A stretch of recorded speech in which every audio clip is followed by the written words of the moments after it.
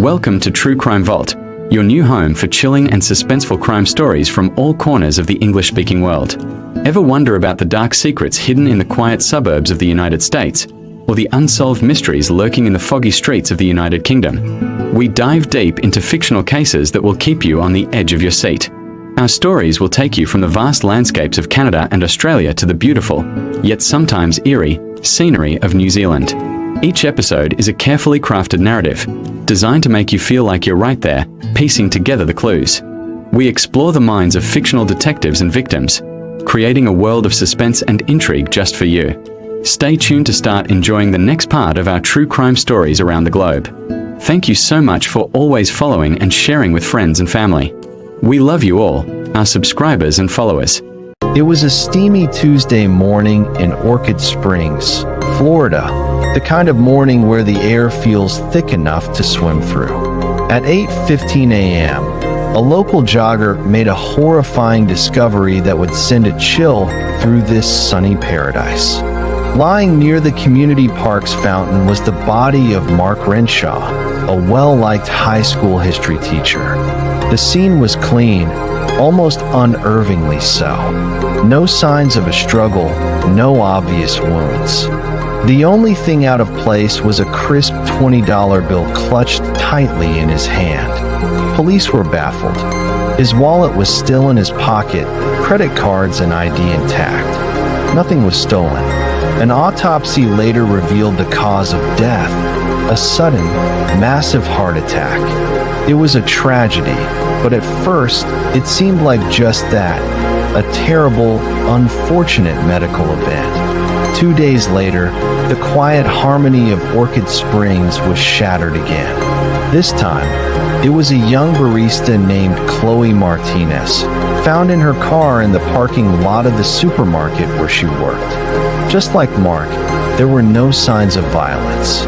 She was slumped over the steering wheel, her phone still on the passenger seat. And just like Mark, she held a single $20 bill in her hand. The medical examiner's report was almost a carbon copy of the first cause of death, acute cardiac arrest. The community began to whisper. 2 sudden deaths, 2 healthy people, both found with a $20 bill. It felt like more than a coincidence. It felt like a curse. Detective Isabella Rossi of the Orchid Springs Police Department was a no-nonsense investigator who trusted facts, not curses. But even she had to admit the pattern was strange.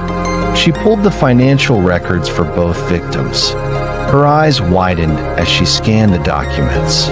Mark Renshaw had withdrawn $20 from the ATM at the main branch of Orchid Springs Bank at 8:05 a.m., just 10 minutes before he was found. And Chloe Martinez? She had used the very same ATM at 10:50 p.m. the night before her body was discovered, also withdrawing $20. The same bank, the same machine. Suddenly, a simple piece of banking equipment became the center of a terrifying mystery. Rossi felt a knot tighten in her stomach. This wasn't a curse. This was a crime scene. Rossi and her partner, Detective Ben Carter, immediately cordoned off the ATM at Orchid Springs Bank. Forensics teams swarmed the area, dusting for prints, swabbing for DNA, and analyzing the machine itself. The bank manager, a nervous man named Mr. Abernathy, insisted the machine was state-of-the-art, equipped with the latest security features. He couldn't imagine how it could be connected to 2 deaths. As the forensics team worked, Rossi and Carter reviewed the ATM's security footage. The videos were grainy, but clear enough. They watched Mark Renshaw, looking tired but otherwise normal, making his withdrawal. They saw Chloe Martinez, yawning as she took her cash after a long shift. Nothing seemed out of the ordinary. No one was lurking nearby. No suspicious vehicles were spotted. The victims were alone. The toxicology reports came back from the lab, and they only deepened the mystery. Both Mark and Chloe's systems contained a trace amount of an unidentifiable substance. It wasn't a known poison or drug. It was a complex organic compound the lab had never seen before. The medical examiner theorized it could be a highly potent, fast-acting cardiotoxin, something that could trigger a heart attack within minutes and then break down in the body, leaving almost no trace. The question was, how was it being administered? Rossi stared at the report, her mind racing. The only common link was the ATM, the cash slot, the keypad, the screen. Every possibility seemed more far-fetched than the last. Frustrated, Rossi decided to think outside the box. She started digging into the bank's history, the ATM's maintenance records, and the employees. That's when she found a small but significant detail. The ATM had been serviced just 1 week before the first death. The service technician was a man named Elias Vance. According to his file, he was a quiet, reliable employee who had worked for the ATM maintenance company for 5 years. But a deeper background check revealed something the company had missed. Before he became a technician, Elias Vance was a brilliant but disgraced biochemist. He had been fired from a prestigious research lab for conducting unauthorized experiments with exotic plant-based toxins. The puzzle pieces began to click into place. A biochemist specializing in toxins, now working as an ATM technician. Rossi knew she was onto something. She obtained a warrant to search Vance's apartment. What they found was a chilling confirmation of her suspicions. Tucked away in a spare room was a sophisticated home laboratory. Vials of strange liquids lined the shelves, and notes filled with complex chemical formulas were scattered across a desk. And in a temperature-controlled container, they found a small sprayer filled with a clear, odorless liquid. A sample was rushed to the lab. It was a perfect match for the unknown substance found in the victims. Rossi and Carter learned that Vance held a deep-seated grudge against society. He felt the world had cast him aside, stolen his research, and denied him the recognition he deserved. His personnel file from the research lab detailed a man with a dangerous God complex, someone who believed he had the right to decide who was worthy of life. In his twisted mind, he was conducting an experiment on a grand scale. He had developed a nearly undetectable poison derived from a rare Amazonian plant. He had then devised a way to apply a microscopic, aerosolized dose of this poison to the cash dispenser slot of the ATM. When a customer took their money, they would unknowingly get a light mist of the toxin on their hand. The poison was designed to be absorbed through the skin, travel to the bloodstream, and trigger cardiac arrest within 10 to 15 minutes. It was the perfect, untraceable murder weapon. The victims were entirely random. Mark Renshaw, the history teacher, Chloe Martinez, the barista, they were just ordinary people going about their lives. Vance didn't know them. He didn't care about them. To him, they were just data points in his sick experiment. He chose a $20 withdrawal because it was the most common transaction, ensuring a steady stream of subjects. He watched the news, saw his work, and felt a perverse sense of accomplishment. He believed he was an invisible force, a ghost in the machine, delivering judgment to an unsuspecting world. With the evidence from his apartment, the police had everything they needed. They tracked Elias Vance to a public library, where he was calmly reading a chemistry journal. When Rossi and Carter approached him, he didn't run. He didn't fight. He simply looked up from his book and gave them a small, chilling smile, as if he had been expecting them. His confession was cold and detached. He described his methods with intellectual pride, showing no remorse for the lives he had taken.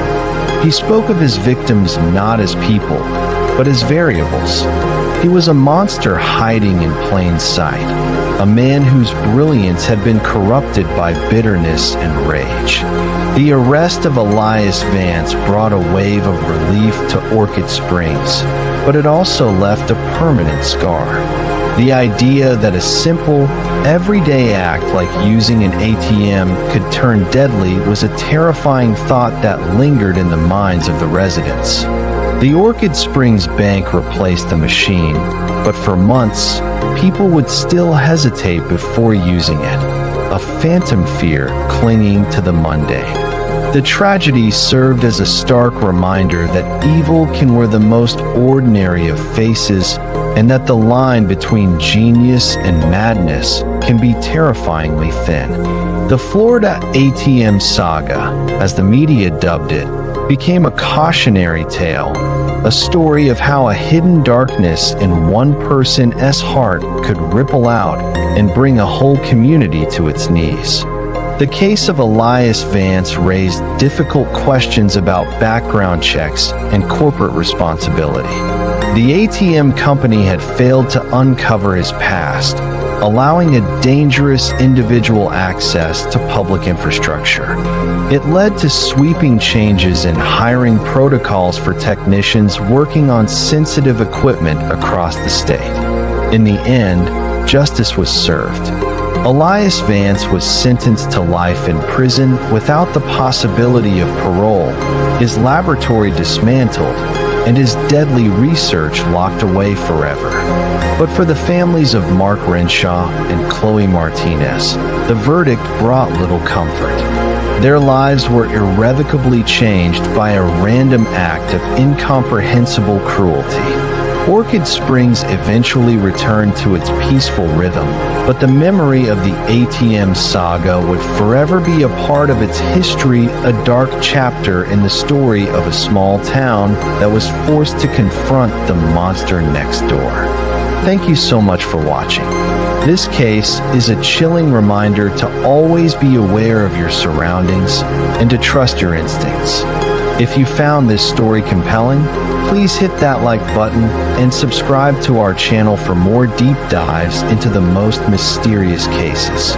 We'll see you in the next video. Beliefs. What if a community you found online, one that promised enlightenment and belonging, suddenly vanished, taking its members with it? This is the story of the Celestial Gateway, a California-based group that lived almost entirely online, and the chilling mystery that began with a single, final live stream. In the late 2010s, a charismatic figure known only as Elias began broadcasting on various platforms. He wasn't your typical influencer. He spoke of cosmic truths, of shedding earthly attachments, and of a coming great ascension. His message was a potent mix of New Age spirituality, Gnostic philosophy, and what he called quantum consciousness. Elias had this incredible ability to make you feel seen. He'd look directly into the camera, and it was like he was speaking just to you, understanding your loneliness, your search for meaning in a chaotic world. His followers, who called themselves travelers, came from all walks of life. There were college students from Berkeley feeling lost in academia, tech workers in Silicon Valley burned out by the corporate grind, stay-at-home moms from the suburbs craving a deeper connection. They gathered in private forums and Discord servers, sharing Elias's teachings and forming a tight-knit digital family. To outsiders, it might have looked strange, but to them, it was everything. They had found their tribe. The group was headquartered in a nondescript house in a quiet Northern California town, but its real home was the internet. This was a new kind of movement, a cult for the digital age, where indoctrination happened not in a remote compound, but through your screen. The teachings started out benign. Meditate, be kind, question reality. But slowly, the message began to shift. Elias started talking more about the physical illusion. He claimed the body was a temporary vessel, a cage preventing the soul from reaching its true potential. He encouraged followers to detach from their old lives, their families, their jobs, their friends. He'd say things like, "Why are you clinging to shadows when the light of eternity awaits?" People started to change. They'd drain their savings, donating them to the Celestial Gateway. They'd cut ties with loved ones who questioned their new beliefs. Family members would post frantic messages online. "Has anyone seen my brother? He joined this online group, and now he won't answer my calls." From across the border in Canada, a young woman named Sarah was one of Elias's most devoted followers. Her family in Vancouver described her as bright and full of life, but she'd been struggling with anxiety. Elias's message of transcendence gave her hope. She spent hours every day in the group's chats and watching his live streams. Her parents grew worried as she spoke more and more about leaving the simulation and joining the cosmic frequency. She started selling her belongings, saying she wouldn't need them for the next stage. Her last text to her sister was cryptic. "The gateway is opening soon. I'm finally going home." Then, silence. The Canadian authorities were alerted by Sarah's desperate family. The Royal Canadian Mounted Police started looking into her disappearance. They quickly discovered she wasn't alone. Similar reports were popping up across the United States.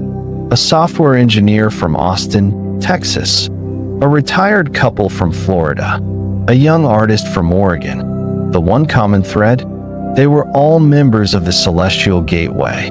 The FBI began to coordinate with Canadian law enforcement, trying to piece together a puzzle that spanned 2 countries and existed primarily in the digital ether.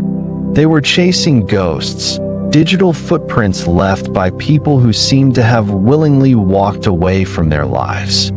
Then came the announcement for what Elias called the final broadcast. He promised it would be the moment of great ascension he had been predicting for years. The event was scheduled for the night of the Perseid meteor shower, a date Elias claimed had immense cosmic significance. A wave of excitement and apprehension spread through the online community. For the followers, this was it, the culmination of their spiritual journey. For the families and law enforcement watching from the outside, it was a terrifying countdown. What did ascension really mean? The night of the live stream arrived. The feed flickered to life, showing Elias in a dimly lit room, surrounded by about a dozen of his most dedicated followers, all dressed in simple white robes. Sarah, the young woman from Canada, was there, a serene smile on her face. Behind them, a large screen displayed swirling, abstract cosmic patterns. Elias began to speak, his voice calm and hypnotic. "Tonight, we shed the cocoon of the flesh," he said. "We are not disappearing. We are graduating. We are leaving the noise of this world to join the symphony of the cosmos. Do not mourn us. We are finally free." He spoke for about an hour, a final sermon about releasing fear and embracing the unknown. Then, he instructed his followers to drink from small cups placed before them. He called it the nectar of stars. As they each drank, Elias looked into the camera one last time. "For those of you watching, our journey is not over. It has just begun. Find your own gateway. We will see you on the other side." The screen then went to static and then to black. Panic erupted. The FBI, who had been monitoring the broadcast, immediately raided the Northern California house. But when they broke down the door, they found it completely empty. The room from the live stream was there, the chairs, the empty cups, the large screen, but the people were gone. There was no sign of a struggle, no bodies, nothing. It was as if they had simply vanished into thin air. Simultaneously, dozens of other followers across the US and Canada who had been active online right up until the broadcast also went silent. Their social media accounts were deactivated. Their phones went straight to voicemail. The investigation became one of the strangest in recent memory. Investigators scoured the house for clues.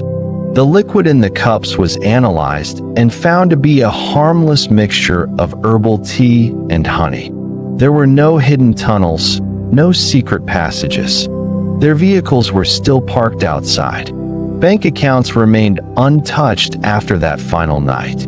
It was a mass disappearance with no logical explanation. The theories began to fly. Did a larger, unseen group orchestrate a mass extraction, moving them to a hidden compound somewhere off the grid? This seemed plausible, but how could dozens of people be moved across state lines and even international borders without a single trace? Others suggested a more sinister possibility. A coordinated, ritualistic act that left no bodies behind. But investigators found no evidence to support this.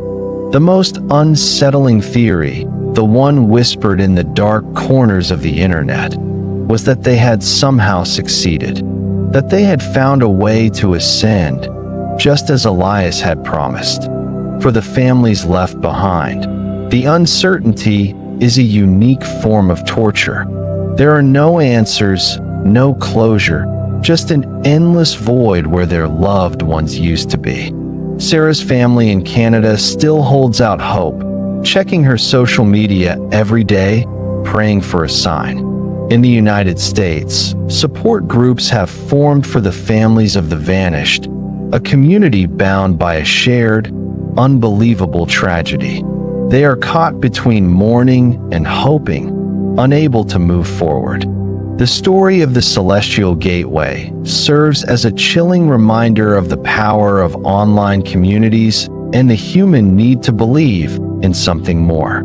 It shows how the promise of escape can be dangerously seductive, especially when it's delivered through the intimate, ever-present medium of our screens. The line between a supportive online group and a destructive cult can be incredibly thin. These were not foolish people. They were searching for meaning, for connection, and they found it in a place that ultimately consumed them. What happened to Elias and his followers remains one of the greatest mysteries of the digital age. Did they fall victim to a master manipulator's final, cruel trick? Or did they find what they were looking for, somewhere beyond our understanding? We may never know. Their story is a ghost story for the 21st century, a tale of people who lived online. And then, after one final broadcast, disappeared from our world entirely, leaving only questions and a deafening silence. Thank you for watching. If you found this story as haunting as I did, please like this video and subscribe for more deep dives into the unknown. Stay safe and always question what you see online. In the late 1960s, a chilling series of crimes gripped New York City, turning a simple, everyday act into a source of deep-seated fear. People were terrified to ride elevators alone. Why? Because for some, stepping into that small, enclosed space was the last thing they ever did.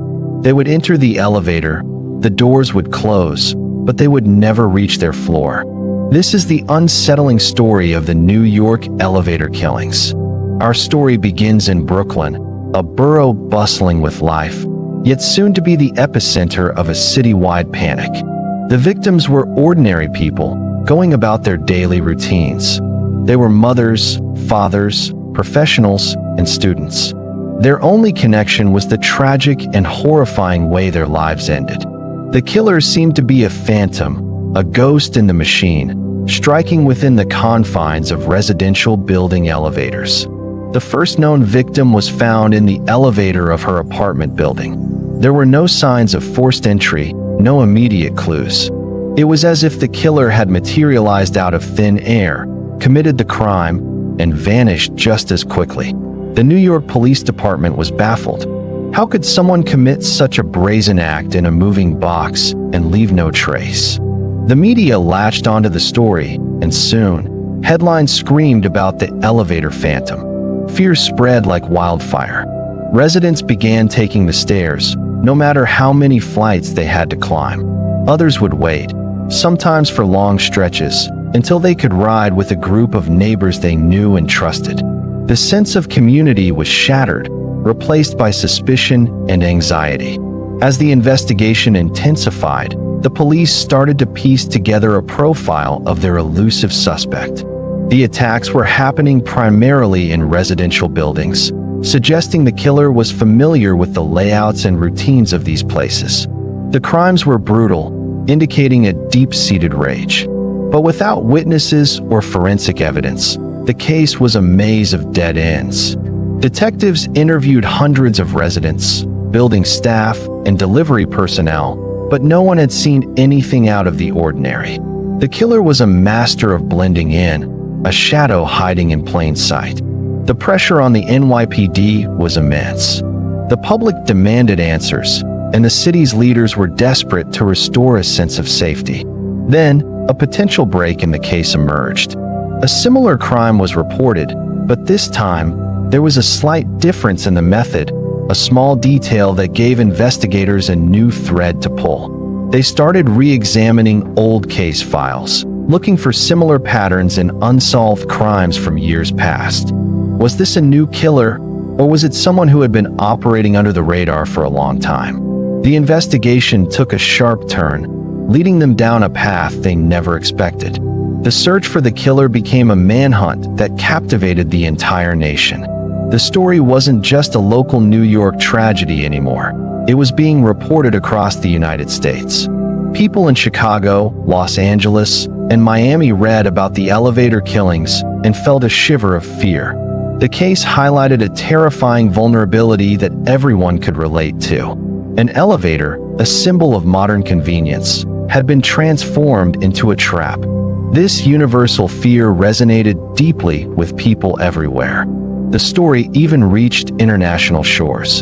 In countries like Canada and Australia, news outlets picked up the story, fascinated and horrified by the events unfolding in New York. In Toronto and Sydney, people who had never even been to New York were discussing the case. It became a topic of conversation that transcended borders, a stark reminder that such darkness could exist anywhere. The global attention added even more pressure on the NYPD to find their man. Back in New York, the police were closing in. Through painstaking detective work, they had identified a person of interest. He was a man with a troubled past, someone who had been in and out of institutions. He seemed to fit the profile they had built: intelligent, cunning, and capable of extreme violence. But they needed more than a profile. They needed concrete evidence to link him to the crimes. They began a covert surveillance operation, watching his every move, hoping he would make a mistake. The suspect was aware he was being watched. He played a cat-and-mouse game with the police, taunting them, always staying one step ahead. It was a high-stakes psychological battle. The detectives knew that one wrong move could cause him to flee or, even worse, strike again. The city held its breath as the climax of this terrifying saga approached. Every news report, every whispered rumor, added to the tension. Finally, the police got the break they needed. A piece of evidence, overlooked at first, was reanalyzed with new techniques and definitively linked the suspect to one of the crime scenes. It was the gotcha moment they had been working towards for months. With a solid case built, they moved in to make the arrest. The capture of the suspect was a dramatic event, bringing an end to the city's long nightmare. When his face was finally revealed to the public, he was not a monster in appearance, but an ordinary-looking man, which in itself was terrifying. It showed that evil could wear any face.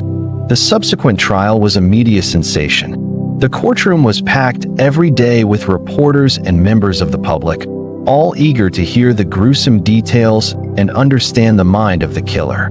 The prosecution laid out its case meticulously, presenting the evidence that tied the man to the string of brutal elevator killings. The defense argued he was a victim of a flawed system, but the evidence was overwhelming. The jury delivered a guilty verdict, and a sense of collective relief washed over the city. The elevator phantom was finally brought to justice. The legacy of the New York elevator killings is complex. It was a dark chapter in the city's history, a time when fear dictated the daily lives of millions. But it also showcased the resilience of New Yorkers and the dedication of the law enforcement officers who worked tirelessly to solve the case.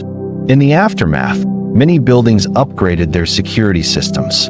Intercoms and cameras in elevators became more common, not just in New York, but in cities around the world. The case served as a harsh lesson in urban safety and the need for constant vigilance. Even today, decades later, the story of the elevator phantom continues to fascinate and horrify. It has been the subject of books, documentaries, and true crime podcasts. It serves as a chilling reminder of a time when a simple elevator ride could be a gamble with life and death. The fear has faded, but the memory remains, a ghost in the collective consciousness of the city. It's a story about how a community can be terrorized, but also how it can come together to overcome that fear, rebuild trust, and ensure that the shadows can no longer hide in plain sight. Thank you for watching. If you found this story compelling, please like this video and subscribe to our channel for more deep dives into fascinating historical events and true crime stories. Stay safe, and we'll see you in the next one. On July 23, 2018, a chilling 911 call came into the Pima County Sheriff's Department in Arizona. The dispatcher answered, but on the other end, there was only silence.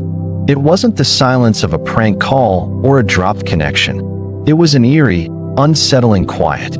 The call was traced to a remote, sun-scorched area of the Sonoran Desert, near the border with Mexico. When deputies arrived, they found a scene that would haunt them for years to come. A man's body was discovered, lifeless under the brutal Arizona sun. The phone that made the 911 call was still clutched in his hand. But how could a dead man make a phone call? This question would spark a strange and heartbreaking investigation, unspooling a story of desperation, love, and a fatal journey through one of the world's most unforgiving landscapes. The man was later identified as a Canadian citizen, but his story was far from simple. It was a puzzle with pieces scattered across continents, from the snowy landscapes of Canada to the arid plains of the American Southwest, and even touching upon connections to Australia. What led him to this desolate spot? Who was he trying to reach in his final moments? And most perplexingly, how did his phone dial 911 after he had already passed away? This is the story of the Arizona Desert Call, a modern mystery that blends technology with human tragedy in a way that is both baffling and deeply moving. To understand this case, we have to go back to the beginning, to a man named David, a 49-year-old from British Columbia, Canada. To his friends and family, David was a kind, quiet man. He was a skilled carpenter, someone who loved the outdoors and had a deep appreciation for nature. He wasn't the type of person you'd expect to find in such a dire situation. He had no criminal record, no history of risky behavior. So what was he doing in the middle of the Arizona desert, a place known for its extreme heat and perilous conditions, especially for those unprepared? The investigation revealed that David had been struggling. He had recently lost his job, and the financial strain was mounting. He felt a sense of pressure, a need to provide for his family, which included his wife and young children. It was this desperation that led him to consider a drastic plan. He'd heard stories, whispers of opportunities south of the border, but he also knew that crossing legally might take too long. He made a decision that would ultimately seal his fate. He decided to cross into the United States from Mexico, on foot, through the Sonoran Desert. This desert is no ordinary wilderness. In the summer, temperatures regularly soar above 110 degrees Fahrenheit. It's a vast, empty expanse of sand, rock, and cactus with little to no water sources. It's a place where even experienced hikers can get into trouble quickly. For someone like David, who was not accustomed to this kind of environment, it was a death trap. He likely set off with a small backpack, perhaps a few bottles of water, believing it would be a short, manageable trek. This is a common and tragic miscalculation. Many who attempt this journey underestimate the sheer brutality of the desert. The heat is relentless. It drains your energy, dehydrates you at an alarming rate, and causes disorientation and confusion. Within hours, the body begins to shut down. The investigation pieced together David's final days. He had flown from Canada to Mexico, then made his way to a border town. From there, he ventured into the desert alone. He probably walked for a day, maybe two, as his water ran out. The reality of his situation would have become terrifyingly clear. He was lost, alone, and dying. Now, let's address the central mystery of this case, the 911 call. How could a call be made from his phone after he was deceased? The initial theory from the sheriff's department was as strange as the call itself. They speculated about a phenomenon known as butt dialing, where a phone in a pocket might accidentally press the emergency call button. But David was found with the phone in his hand. The screen was on, displaying the 911 call log. He hadn't accidentally dialed. He had intentionally tried to call for help. The lead investigator, Detective Martinez, was stumped. He'd seen many tragedies in the desert, but nothing quite like this. Medical examiners determined David had died from hyperthermia and dehydration, common for victims in this area. But the timing of the call was the problem. The call was received at 6:15 p.m. Based on the state of his body and the blistering afternoon heat, the medical examiner estimated his time of death was likely several hours before that, sometime in the mid-afternoon. The solution to this puzzle didn't come from forensic science or traditional police work. It came from a tech expert who was consulted on the case. What the expert explained was a little-known feature of modern smartphones, a failsafe designed for emergencies. When a user dials 911 but the call fails to connect due to a weak or non-existent signal, the phone doesn't just give up. It enters a state of continuous redialing. It will repeatedly try to connect to the emergency number, sometimes for hours, until it finds even a sliver of a signal from any available cell tower, regardless of the carrier. This is what happened to David. In his final, desperate moments, with his body shutting down, he had tried to call for help. He dialed 911, but in that remote desert location, the call couldn't go through. He then succumbed to the elements, passing away with the phone still in his hand, his last action a plea for rescue. Hours later, as atmospheric conditions shifted slightly, or as the phone's repeated attempts finally found a fleeting signal from a distant tower, the call finally connected. The 911 dispatcher answered, listening to the silence of a man who was already gone. It was a ghost call, an echo of a final, futile attempt to survive. The story doesn't end there. The investigation also uncovered why David felt such intense pressure. It turned out he had a connection to Australia.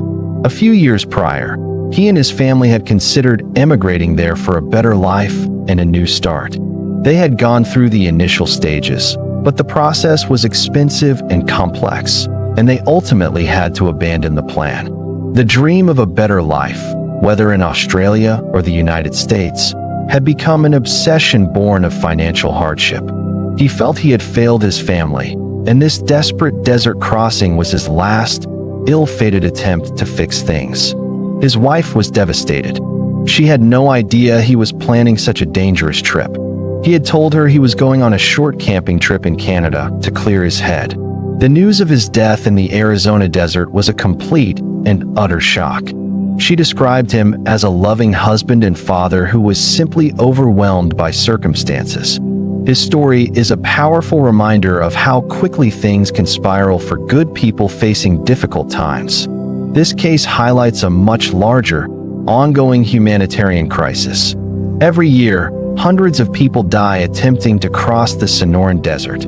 They are men, women, and sometimes even children from all over the world, each with their own story of hope and desperation. Organizations like the Humane Borders and No More Deaths work tirelessly in the region, setting up water stations and providing aid to prevent these tragedies. But the desert is vast, and they can't be everywhere. David's story is unique because of the strange technological twist, but his fate is tragically common. It serves as a stark warning about the dangers of these clandestine crossings. The desert is impartial. It doesn't care about your reasons or your dreams. It is an environment that demands respect and preparation. And for those who enter it unprepared, the consequences are often fatal. The Pima County Sheriff's Department deals with cases like this all the time. The deputies and investigators who respond to these scenes are deeply affected. Finding a body in the desert is a traumatic experience. They see the personal effects, a photo of a child, a worn-out Bible, a final unsent text message, and are reminded that every victim is a person with a family and a story, not just another statistic. Detective Martinez, who led the investigation into David's death, said this case stayed with him. The image of the man clutching his phone, his last act and attempt to call for help that arrived too late, was a powerful symbol of the silent desperation he witnessed so often. The technology that was meant to save him only served to create a haunting mystery after his death. It's a modern parable about the limits of our connected world. We have devices in our hands that can reach across the globe, but in the face of nature's raw power, they can sometimes be rendered useless. What happened to David is a tragedy on multiple levels. It's the personal tragedy of a man who died alone in a terrible way. It's the tragedy of a family left behind to grapple with their loss and the secret he kept from them. And it's a reflection of a wider societal tragedy, where economic pressures can push people to take unimaginable risks. His story forces us to ask difficult questions about our borders, our economies, and our shared humanity. In the end, the mystery of the 911 call was solved, but the sense of tragedy remains. There was no foul play, no conspiracy. It was simply the story of a good man who made a fatal mistake. He ventured into the wilderness believing he could conquer it, a story as old as time itself, but with a uniquely modern twist. The phone, a symbol of our connection, became a messenger from beyond the grave, delivering a silent, heartbreaking call for help that was hours too late. It's a somber reminder that in the vast, quiet landscapes of our world, many cries for help go unheard. If you or someone you know is struggling, please remember that there are resources available. Reaching out to a mental health professional or a support line can make all the difference. You are not alone, and help is available. Thank you for watching. If this story moved you, please consider liking this video and subscribing to the channel for more content like this. Stay safe out there. In August 2022, a family in South Auckland, New Zealand, won a storage unit at an auction. They were hoping to find some hidden treasures, maybe some forgotten antiques or valuable collectibles. What they found instead would spark a nationwide manhunt and uncover a story of unimaginable tragedy that stretched all the way to South Korea. Inside 2 suitcases, tucked away in the darkness of that storage unit, were the remains of 2 young children. The most chilling part? No one had ever reported them missing. This is the story of the Phoenix storage unit case, a mystery that began with a routine auction and ended with a mother's arrest, leaving behind a trail of questions about how 2 children could simply vanish from the face of the earth. Let's rewind to the beginning. The family who bought the unit had no idea what was inside. It was a blind auction, a common practice for abandoned storage lockers. They transported the contents back to their home in Manurua, excited to sort through their winnings. As they opened the suitcases, a horrifying smell hit them. Inside, they made the gruesome discovery that would make international headlines. They immediately called the police. The initial scene was incredibly challenging for investigators. The bodies were decomposed, having been in storage for an estimated 3 to 4 years. Identifying the victims was the first and most critical step. Using advanced forensic techniques, including DNA analysis, police were eventually able to identify the children. They were a boy and a girl, believed to have been between 5 and 10 years old at the time of their deaths. Their names were later released, Minu and Yuna. But this breakthrough only deepened the mystery. Who were these children, and why had no one been looking for them? The investigation quickly took on an international dimension. Police discovered that the children had a connection to South Korea. Through collaboration with South Korean authorities and Interpol, a crucial piece of the puzzle emerged. The children's father had died of cancer in New Zealand in late 2017, about a year before the children were believed to have died. This left one primary person of interest, their mother. The focus of the investigation shifted entirely to finding her. Records showed that the mother, a woman in her 40s, was a New Zealand citizen of Korean descent. She had arrived in New Zealand many years ago and had married the children's father. But after her husband's death, her trail went cold. Police discovered she had flown to South Korea in 2018, the same year the children are thought to have died, and she had never returned to New Zealand. The manhunt was on.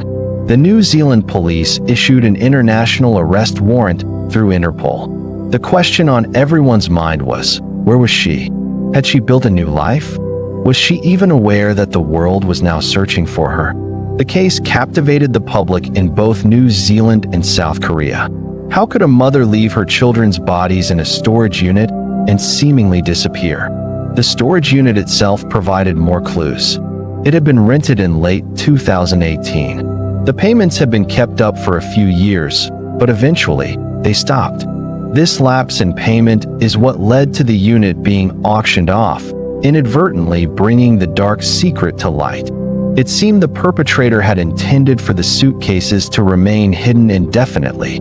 Had the rent not defaulted, the children's remains might never have been found.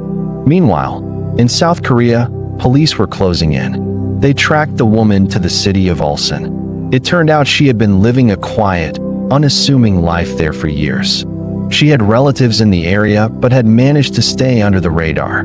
South Korean police, acting on the Interpol notice, located her in an apartment. In September 2022, just a month after the discovery of the suitcases, she was arrested. Her arrest was a major turning point, but it also brought more questions than answers. When confronted by reporters as she was being taken into custody, she repeatedly said, "I didn't do it." She covered her face with her coat, refusing to answer further questions about what happened to her children. Her denial was firm, but the evidence was mounting against her. The legal process of extradition began. New Zealand authorities formally requested that South Korea send her back to face charges. The legal battle took a couple of months, but in November 2022, the Seoul High Court approved the extradition. The woman was flown back to New Zealand under police guard, a somber journey back to the country where her children's lives had ended. Upon her arrival in Auckland, she was formally charged with the murder of both of her children. The legal proceedings that followed began to paint a fuller, though still deeply disturbing, picture of the events leading up to the tragedy. The court granted her name suppression, a common practice in the New Zealand legal system to ensure a fair trial. So for a long time, she was known only as the suitcase murder suspect. The case that prosecutors built was chilling. They alleged that the mother had killed her children sometime in 2018, placed their bodies in the suitcases, and moved them into the Phoenix storage facility in Papatoito. Shortly after, she boarded a flight to South Korea, leaving her past and her children behind. The motive remains a subject of speculation and legal argument, but the timeline was damning. The children were last seen alive in 2017, and their school records showed they had been unenrolled. No one, not teachers, not neighbors, not even extended family, had raised an alarm. This is perhaps one of the most haunting aspects of the case. How did two young children fall through the cracks so completely? It speaks to a potential social isolation that allowed this tragedy to unfold in silence. They weren't in school, they weren't seen by friends or neighbors. For 4 years, they were just gone, and the world kept turning as if they had never existed. The trial brought forth heartbreaking details. The court heard how the suitcases had been moved between different storage units before ending up at the one in Papatoito. The sheer logistics of concealing such a horrific act are difficult to comprehend. The mother maintained her plea of not guilty throughout the proceedings. Her defense argued that there was not enough evidence to prove she was the one who caused their deaths, suggesting another person could have been involved. However, the prosecution presented a strong circumstantial case. Her flight to South Korea so soon after the children's estimated time of death, the fact that the storage unit was linked to her, and the absence of any other plausible explanation pointed squarely in her direction. There was no evidence anyone else had access to the children or the storage unit during that critical period. In the end, the jury was convinced. After a lengthy and emotional trial, she was found guilty of murdering her 2 children. The verdict brought a sense of legal closure, but the emotional scars of this case remain. The judge, in sentencing her, spoke of the gross breach of trust a mother has to protect her children. She was sentenced to life in prison with a non-parole period of 17 years. The Phoenix storage unit case serves as a grim reminder of the darkness that can hide in plain sight. It's a story about a family's shocking discovery, a determined police investigation that crossed oceans, and a mother's ultimate betrayal. But most of all, it's the tragic story of Minu and Yuna, 2 little children who were forgotten by the world until a random auction brought their fate into the light. Their story forces us to ask uncomfortable questions about our communities and our responsibilities to one another. How can we be more vigilant? How can we ensure that no child ever disappears without a trace again? This case is not just a true crime story. It's a tragedy that should prompt all of us to be more aware of the people around us, especially the most vulnerable. If you ever have concerns about a child's welfare, please reach out to the authorities in your area. You might just be the voice that a child in danger needs. Thank you for watching. If you found this story compelling, please like this video and subscribe to the channel for more in-depth investigations into cases that deserve to be told. See you next time. The city sleeps, but the streets never do. They have their own laws, their own language, and a code of silence that's thicker than any prison wall. This is the story of when that code was broken, not for money, not for power, but for a truth that was more dangerous than any drug deal or turf war. It's a story of loyalty and betrayal, where the lines between right and wrong blur under the neon glow of the city at night. This is what happens when the street's unwritten rules go head-to-head with the blue line of law enforcement. And 2 young men find themselves caught in the crossfire armed with nothing but a hidden camera and a desperate hope for justice. Our story begins in the sprawling, gritty neighborhoods of Baltimore, a city with a pulse that beats in the rhythm of its streets. Here, survival often meant knowing who to trust and, more importantly, who not to. For decades, the Baltimore Police Department's Gun Trace Task Force, or GTF, was seen as an elite unit, the best of the best, tasked with getting illegal guns off the streets. They were celebrated, decorated, and feared. But beneath the surface of commendations and press conferences, a deep-seated corruption was taking root, turning protectors into predators. The very officers sworn to uphold the law were secretly breaking it in the most audacious ways imaginable. They were robbing citizens, dealing the very drugs they confiscated, and planting evidence to frame the innocent. They operated with impunity, shielded by their badges and the notorious blue wall of silence. Enter 2 unlikely figures in this high-stakes drama, Devon Robinson and Jimmel Ram. These were not your typical heroes. They were part of the streets, Men who had made their own share of mistakes and lived by a code that demanded they never, ever cooperate with the police. In their world, being an informant or a snitch was the ultimate betrayal, a death sentence in the court of street justice. Yet, they found themselves in an impossible position. They had become victims of the GTF's brazen crimes, repeatedly robbed and harassed by the very officers who were supposed to be cleaning up the city. They reported the crimes, but who would believe them? It was their word against the decorated heroes of the BPD. The system was designed to protect its own, and they were outsiders. The frustration mounted. Every complaint hit a brick wall. Every attempt to seek justice was met with suspicion or outright dismissal. The GTF, led by the charismatic and corrupt Sergeant Wayne Jenkins, seemed untouchable. They were ghosts, leaving a trail of terror but never getting caught. For Robinson and Ram, the choices were grim: stay silent and continue to be victimized, or break the most sacred rule of the street and fight back. They chose to fight. They knew their words alone were not enough. They needed undeniable proof, something that couldn't be dismissed or twisted. They needed to catch the corrupt cops in the act. The plan was audacious, bordering on suicidal. They decided to become informants, not for the police, but on the police. Their handler was a veteran detective, a man who had his own suspicions about the GTF but lacked the concrete evidence to act.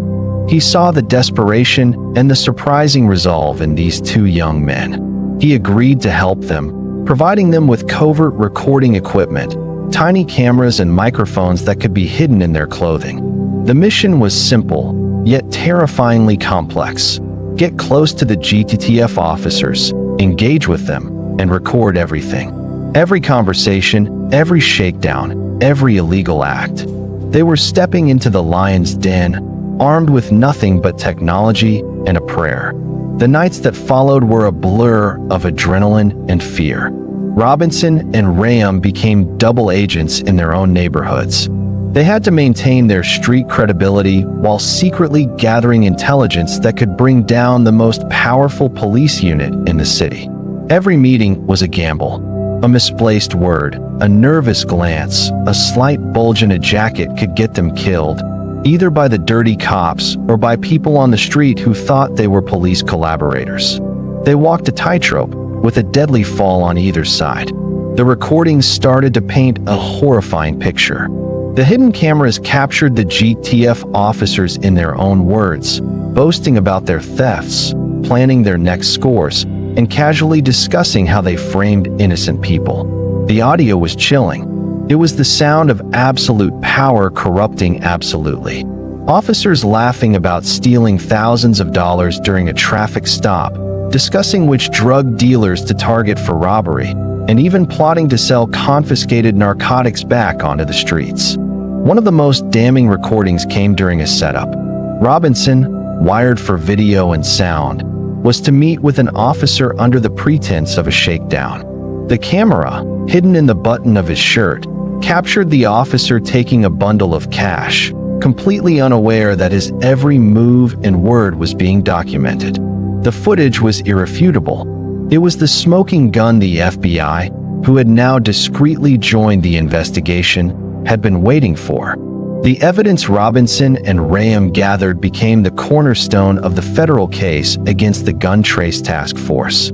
It was the key that unlocked a Pandora's box of corruption that went deeper than anyone had imagined. The day the indictments came down, it sent a shockwave through Baltimore and the entire law enforcement community.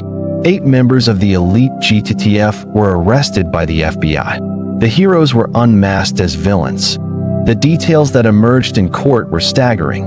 Over the years, these officers had stolen millions of dollars in cash, drugs, and property. They had terrorized the community they were sworn to protect, operating more like an organized crime syndicate than a police unit. The recordings made by Robinson and Ram were played in a packed courtroom, leaving everyone in stunned silence. The officers' own voices convicted them. But this is where our story turns from a suspenseful thriller into a profound tragedy. For Devon Robinson and Jimmel Rayam, their victory was bittersweet and short-lived. They had done the unthinkable, broken the street code to uphold a higher law, and exposed a cancer within the city's police force. But in doing so, they had marked themselves. Their identities as informants were eventually revealed during the legal proceedings. They were now exposed, living with a target on their backs.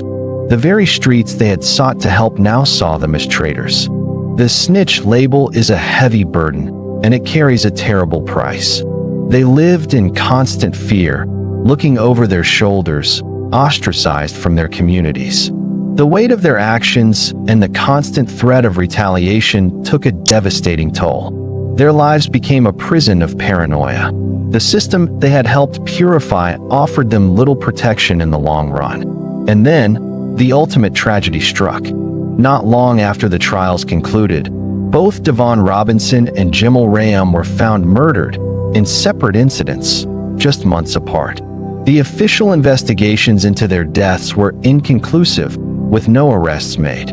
But on the street, everyone knew. It was the code enforcing its brutal, final judgment. They had won the battle against the blue line, but lost the war against the street code. Their story is a painful paradox. They were heroes who were treated like villains. They risked everything for a justice that, in the end, couldn't save them. They exposed the darkness lurking behind the badge, but were ultimately consumed by the darkness of their own world. The legacy of the Gun Trace Task Force scandal is one of sweeping reforms and a long, hard look at police culture in America. But the legacy of Devon Robinson and Jimmel Rayam is a quieter, more tragic one. It's a reminder of the immense courage it takes to stand up for what's right, and the terrible price that courage can sometimes demand. They broke the code of silence, and for a moment, their voices were the loudest in the city, echoing a truth that needed to be heard. But in the end, the silence returned, and it's in that silence that their sacrifice must be remembered. Thank you for watching. If this story moved you, please consider liking this video and subscribing to our channel for more deep dives into the stories that shape our world. Stay safe and always question the official story.